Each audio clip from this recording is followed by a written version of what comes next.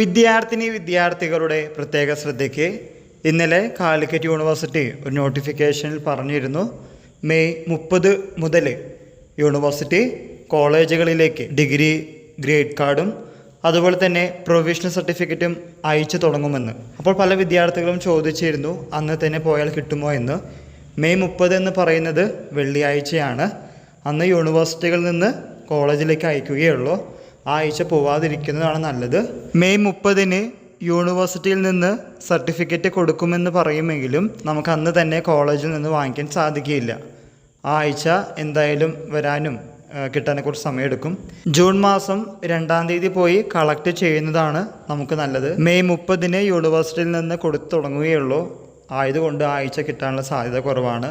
കഷ്ടപ്പെട്ട് വന്ന് വെറും കൈയോടെ പോകുന്നതിനേക്കാൾ നല്ലത് പിറ്റത്തെ ആഴ്ച ജൂൺ 2 മുതൽ വരുന്നതായിരിക്കും കുറച്ചുകൂടി ആപ്റ്റ്. കൂടുതലായിട്ട് അറിയണമെങ്കിൽ തീർച്ചയായിട്ടും നിങ്ങളുടെ കോളേജ് ഗ്രൂപ്പ് വാട്സപ്പ് ഗ്രൂപ്പിലൊക്കെ ഇതിനെപ്പറ്റി കാര്യങ്ങൾ അറിയിക്കും. നമുക്ക് ചോദിച്ചപ്പോൾ അറിയാൻ സാധിച്ചത് ജൂൺ 2 മുതൽ കോളേജുകളിലേക്ക് പോയി വാങ്ങിക്കുന്നതാണ് കുട്ടികളെ സംബന്ധിച്ച് കുറച്ചുകൂടി സ്മൂത്തായിട്ടുള്ള കാര്യമെന്നാണ്.